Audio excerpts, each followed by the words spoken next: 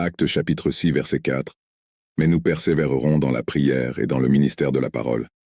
Ce texte biblique est un verset qui décrit une décision importante prise par les apôtres au début de l'Église chrétienne primitive.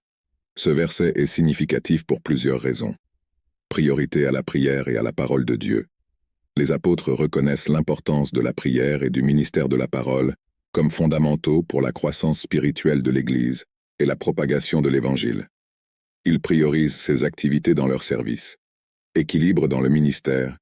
Ce verset met également en évidence l'équilibre nécessaire dans le ministère chrétien. Bien que le service pratique, tel que prendre soin de ceux qui sont dans le besoin, le contexte immédiat de ce verset, soit important, il ne devrait pas remplacer l'importance de prier et d'enseigner la parole de Dieu. Exemple pour les dirigeants chrétiens. Ce verset sert d'exemple aux dirigeants et ministres chrétiens, soulignant la nécessité d'équilibrer le service pratique avec la prière et l'enseignement de la parole de Dieu. Fondement de la foi.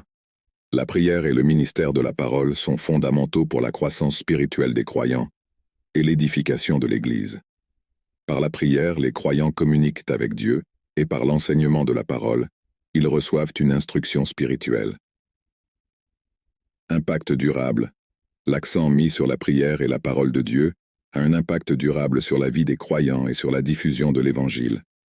Cela crée des bases solides pour la foi et favorise la compréhension des vérités bibliques.